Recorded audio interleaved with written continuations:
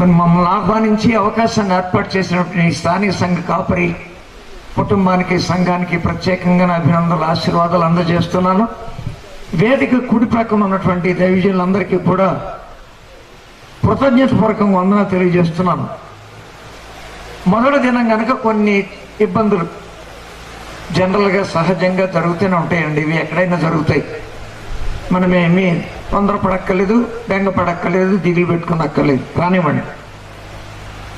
ఎన్ని అవరాధాలు వచ్చినా, ఎన్ని ఆటంకాలు వచ్చినా కార్యక్రమం అంది కాదు. ఇది ప్రభుత్వం కార్యక్రమం ఆయనదే, పని ఆయనదండి. మన పనివారు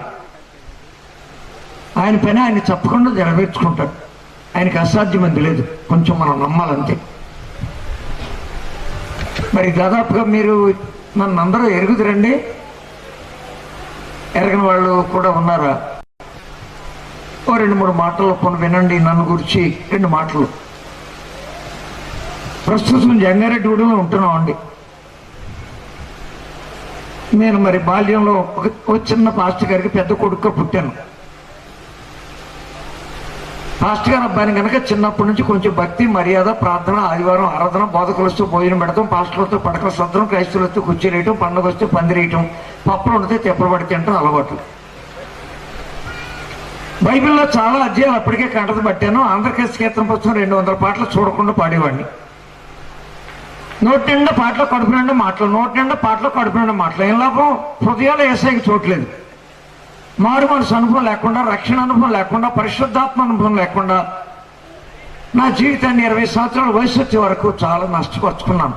అయితే కరుణామయుడు కనికరించి నాతో మాట్లాడడానికి ఆయన ఇష్టపడ్డారు. మంచి యవ్వన ప్రాయంలో ఉన్నాను. కూర మిసాలు, ఫ్రెంచ్ కటింగ్లు, తెల్లాలు కోటింగ్లు, పొద్దున్నే షూటింగ్లు. మరి చిన్నప్పుడే నేను భరతనాట్యాలు నేర్చుకున్నాను, కూచిపూడి భరతనాట్యాలు. నేను ఆడపిల్ల వేషం వేసి మెడ్రాసు, బొంబేలో, ఏలూరులో అనేక పట్టణాలలో నేను డ్యాన్సులు వేసినప్పుడు అక్కినే నాగేశ్వరరావు గారు, ఎన్టీ రామారావు గారు నన్ను మెచ్చుకొని నాకు బంగారు మెడల్స్, ఎండి మెడల్స్ వేసి, అప్పట్లో డైరెక్టర్ శ్రీ పుల్లయ్య గారు పెద్ద డైరెక్టర్ అయిన ఆయనకి పరిచయం చేస్తే నన్ను మాలపిల్ల సినిమాలో యాక్ట్ చేయించారు. విచిత్రం ఏంటంటే నేను ఆడపిల్ల వేషం వేసి డ్యాన్స్ వేస్తే చాలా మంది కుర్రోళ్ళు నన్ను ప్రేమించారు. పెన్ అనే డ్రామా వేస్తున్నాను అక్కడ. అడిగితే ఏం అభ్యంతరం లేదు, ప్రోగ్రామ్ అయిన తర్వాత వచ్చి చేయిపుచ్చుకొని తీసుకుపోమని చెప్పాడంటే మా డైరెక్టర్. నాకు చెప్పలేదు ఆయన. నేనేమో ఆటోమేటిక్గా నా ప్రోగ్రామ్ అయిపోయింది. విగ్గి తీసాను, బ్రా తీసాను, జాకెట్ ఇప్పేసాను, లంగా ఇప్పేసాను, గజ్జలు ఇప్పేసాను, బనీని డ్రైవర్తో మొహం కడుక్కున్నాయి. కుర్రోడు పిల్ల కోసం ఎత్తుకుతున్నాడు. ఎత్తుతుంటే మా డైరెక్టర్ గారు చెప్పాడు, ఈ పిల్ల ఇందాక డ్యాన్స్ చేసింది పాప కబురు. ఇక చీర జాకెట్ ఇవ్వలేదండి, 1016 ఇచ్చాడు. చిన్నగుడ్డు అండి, ఎర్రగూడెం దగ్గర ఉంది. ఉప్పరపాటి వెంకటరావు గారు కమ్మూరు అబ్బాయి, వేషధారణ క్రైస్తవుడిని. ప్రభు నన్ను కనికరించినందువల్ల నా కళ్ళు తెరిపించి కళ్ళవరి వైపు మళ్లించి తన రక్తంలో కడిగి తన బిడ్డగా మార్చుకున్న కారణం చేత ఇవాళ మీ మధ్యలో ఉన్నాను, రేపు కూడా ఉంటాను.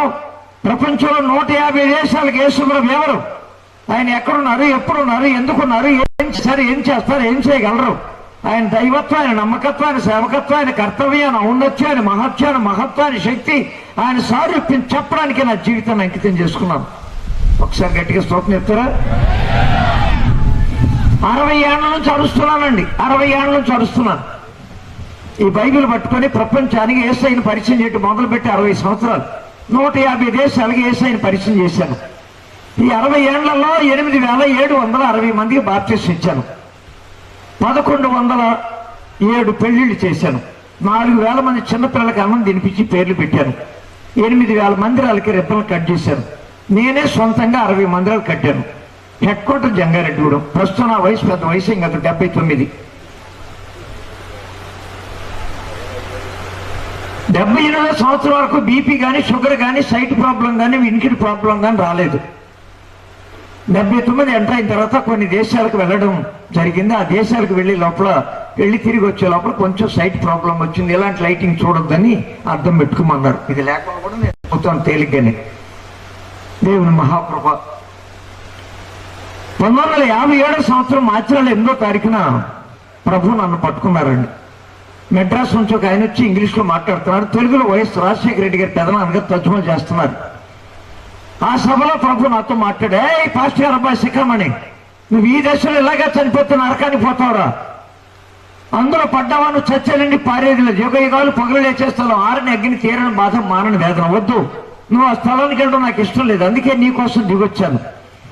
నరుడువై నీ కొరకు నరావతారిగా వచ్చాను. మనుషుడివై నీ కొరకే మనుషుల పోలికలు పుట్టాను. పాప దాసులను లోబడి నీ కొరకే దాసుల స్వరూపాన్ని ధరించాను. మరణ భయంలో మగ్గిపోయి నీ కొరకే మరణం వరకు వెళ్ళి తిరిగి లేచాను. 40 దినాలకు 11 సార్లు కనబడ్డాను. ఆరోహణ వెళ్ళాను. నీ కోసం రాజ్యం రెడీ చేసి, పట్టణం రెడీ చేసి, స్థలం రెడీ చేసి, డిన్నర్ రెడీ చేసి మళ్ళీ వస్తాను. నేను వచ్చే లోపల నువ్వు చచ్చే లోపల నా రాకడ నీ పోకడ దొరకమనిపే నా ఎందు విశ్వాసం ఉంచి మారు మనసు పొంది, రక్షణ పొంది, ఆత్మను పొంది, బాప్తిసం పొందమని ప్రభు ఆ సభలో మాట్లాడారు. నేను పశ్చాత్తాపడి కన్నీళ్లు కార్చి ఏడ్చి నా పాపం ఒప్పేసుకొని చెప్పేసుకొని క్షమాపణ పొంది, మారు మనసు పొంది, రక్షణ పొంది, ఆత్మను పొంది ప్రభు బిడ్డనయ్యాను. గట్టిగా స్తోత్రం చెప్పండి. ఆ వైఎస్ రాజశేఖర రెడ్డి గారి పెదనాన్న గారు నాకు బాప్తిసం కూడా ఇచ్చారు. మరి అది వరకు నేను క్రైస్తవుడు అంటే మా సంఘం మిషన్ ప్రకారంగా మొదటి నెలలోనే బాప్తిసం ఇచ్చేస్తారు. మా మిషన్ అది. మన దేశాన్ని 200 సంవత్సరాలు పరిపాలన చేసిన ఇంగ్లాండ్ దేశపు దొరల మిషన్ మాది.